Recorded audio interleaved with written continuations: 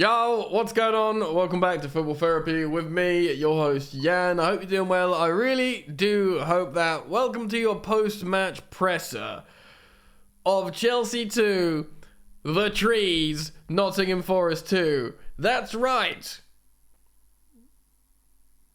Chelsea and Frank Lampard remain unbeaten in multiple games. Goodbye. No, I am going to talk about... Look, man. Let's... look.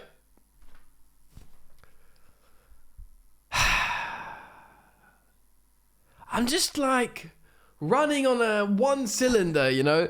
Look, I'm going to be that guy. You know what? Sod it. I'm going to be that guy. If it wasn't for Mendy going for a coffee when dude should either actually commit to clearing a ball or just staying at home and collecting the ball that's going to land gently and graciously into your gloves, we win this game. We win it 2-1. We're going to talk about said game. Look, man, the players tried. They did. They ran around. Raheem Sterling was impressive. Like, not only were, we're going to talk about all that. Welcome back, baby. It's painful, but this is where we are. You know what? I'm going to move this guy. Am I? Apparently I'm not. Like and subscribe. Where's my like thing gone? Yo, come back. There you go. There. If I put it there, do you reckon more people will like the video? Alright, man. Look, the season's cooked. We're not going to get relegated. We're not going to get European football, but we want to see positive stuff. And did we see positive stuff in this game? A little bit. First positive piece of stuff, yep, we'll run with that, was Thiago Silva's banners. Shout out, we are the shed, I believe, did the crowd surfer. Really nice to see. What a player he is. He may go in the summer, but should he stay, he will be something, absolutely a cult hero. Chelsea legend is a bit of a stretch, maybe for me, but he's one of the best players to put the Chelsea shirt on ever. He's fully committed to the club. His family has. It's everything you like to see. It's nice. I'm into it, you know? I'm into it. Are you into it? Because I am. So I'm very pleased to see he got his banners. I'm just disappointed we couldn't give him a win. Dude is pushing 39 and is just always playing well. Forest, of course, fighting for their lives. Have had some good results recently. Regardless, coming to Stamford Bridge, a promoted side, Chelsea should, of course, win. Steve Cooper has done a good job. Ultimately, Gibbs White has been immense of late. The sort of number 10 was a little bit quieter in this game. Of course, Awoniyi, the striker who's in form, scored a brace against us. One shouldn't have gone in. And, of course, Sterling for us with a 9.2 rating on... who scored. Did play very well, man. We're going to talk about player performances, but just straight up, he deserves his flowers, Raheem. He's taken a lot of crap, but of course he's a good player. This Bread has won, like, what, five Premier Leagues? Certainly 4. And, 1,000 League Cups and a few FA Cups or whatever. And he's scored a lot of goals. He's been good for... He's a great footballer, Raheem Sterling. Is he one that I, would have, certainly, I know he got an assist last game as well. Maybe he's coming into form just before the new manager arrives. But he's one of those players that you recognise his career and him being a good, talented, hard-working player. But if someone said to you, Chelsea would probably flog Sterling, he's not in the plans, you'd go, fair enough, hasn't worked. Do you know what I mean? He's that guy. But today, not only did he get 2 goals, he wasn't selfish chasing his hat-trick. He was playing other players in the final third. He was obviously filling himself, and he played well. And his second finish, of course, was a beauty. He's a whipper. He whipped into the corner. I like that. I like Raheem Sterling. So what did we see today? Well, Mendy brought back in between the sticks for all of our sins. Look, man, why was he brought back in? Let's think about this. Maybe the affiliation with Lampard, because Lampard signed him. It's near the end of the season. We're safe from relegation after the previous win. And then maybe when you do that, you instead of playing the kids, you play the goalkeeper. What, the Champions League AFCON winning goalkeeper. But look, man, coming in cold. Say what you want about Kepa. He's having the best shot-stopping season of his career. And he's got better at claiming. And before that was his weakness, and that was Mendy's strength. I tell you what, coming out and being dominant was not the strength of Mendy here when we conceded that goal, because he goes to punch it sort of over Thiago Silva's head. It was the wrong decision for a multitude of reasons. One, because Thiago Silva's, occupying that space. Two, because if you do it, you got to actually friggin' do it, dude. Otherwise, it's just an easy finish into an open goal, of course, which it was. And three, because if you stay home, my friend, the ball, I know, the head is just coming to you. It was just wrong decision making. And not only was it the wrong decision making, it was the wrong execution. This was a 4-3-3. It's the back four we probably expected, with Chalobah maintaining his place at right back, Thiago Silva partnering Benoit Badiashile with Fofana and Koulibaly both injured, and we knew Lewis Hall was probably going to play at left back after being held back from England duty, because we don't have Chilwell, we don't have Cucurella, and we don't trust Azpilicueta apparently. N'Golo Kante has a hamstring injury. It'll keep him out for a couple of weeks prior, which is just a whole other piece of pain we do not need to assess and talk about now, because we're all pretty frustrated and sad enough with this season. So it was a midfield, a theoretically competent midfield three of Conor Gallagher, who's been good of late. He was very hard-working, and it's what you need at this point, just people who are going to push shift in. Of course, the ever-present Enzo Fernandez, and then Kovacic, who's been really poor of late, but came off for Ruben Loftus-Cheek as he was injured. We didn't actually see any more substitutions apart from two late attacking ones, which was Ziyech and Havertz. Of course, the front three was Felix, Madueke on the right, and Raheem the Dream on the left.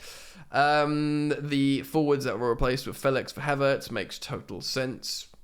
Felix was also on a card. He played well, but he was also on a card, and he was like kicking balls into opposition players' faces. He went like full Atletico Madrid mode. When he does that, probably smart to take him off, Frank. And yes, many of you will call for David Datro Fofana, who is on the bench, but he's not been impressing in the development squad, apparently. And Havertz looked good recently off the bench, so you play Havertz. Do you know what I mean? Madueke, of course, needs to start. Best right-wing option. He did start. He was very, very dangerous. Still lacking that final product. That's okay. Dude is like 20 years old or 21 years old. He's still that wild card. That makes sense. And he also does a lot of defensive duties as well. Or certainly did in this game. Of course, Ziyech came on for him, which I'm fine with. Ziyech got an assist the last game. He won a few fouls in the final third in this game. He's not going to be here next season. I get that. But, do you know what I mean? Just try and win a game, get some confidence up, bring him on, I don't care. Also, shop window. And also, I didn't say earlier, but there's an argument to be made that the Edouard Mendy situation is a shop window. Get him on to try and flog him. That that worked well, didn't it? Doesn't that work well? It didn't work well. Okay, so let's talk about player performances in this game that won us this incredible point at home at Stamford Bridge. Mendy, terrible. Let's move on. Chalobah, good. So this dude is a centre-back who's played in CDM a couple of times for Chelsea, but of course when he was on loan in Ligue 1 in France, he played CDM. So fullback, I know CDMs often go to fullbacks or midfielders. I mean, Hall's not really a CDM. He's just a CM playing fullback. Camavinga, of course, is a really good example at the moment for a central midfielder playing very well at fullback for Real Madrid. But Chalobah played well at right back. He got back and defended, but he went forward well, made underlapping runs. He knew when to direct back, and he's got height and strength, and he's not what I want for the future. I want Malo Gusto and Reece James, but for now, You can't fault him for his efforts. Very good indeed. Both centre-backs were fine. Silva had to get a card for a mistake from someone. I can't remember who it was. Bedishield's fine. Silva's fine. I know we conceded 2 goals, but I ain't really got an axe to grind with either of them. If you do, fair play. Comment down below. Conor Gallagher was very dangerous at times, but did the standard thing of nothing really graceful, a lot of hard work, but held the ball up very well and won fouls, especially in the earlier stage of the game.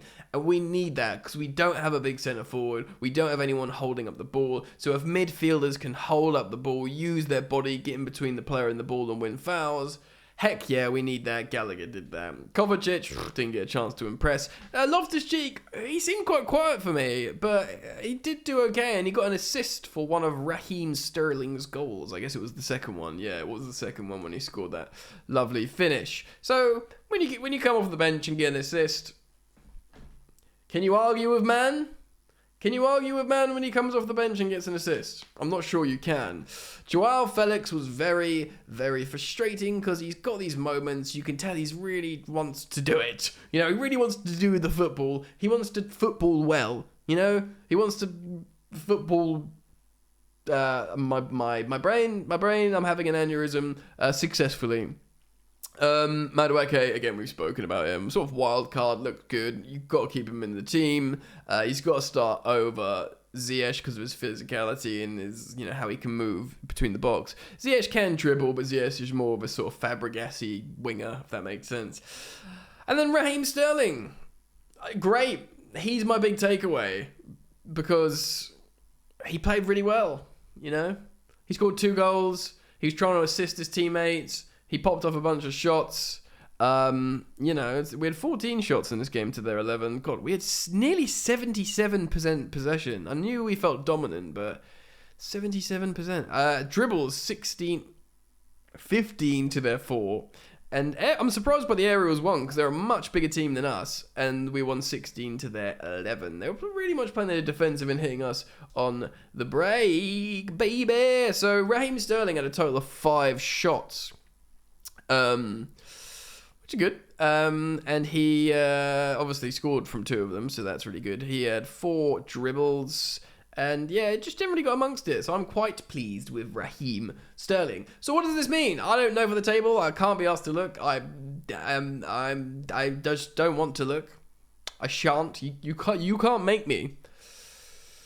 But what you know, hopefully manager in the waiting, Mauricio Pochettino, who could absolutely be announced any minute really after this. You feel like after this game is done now we've concentrated on that the club will probably announce him if it's all signed and done.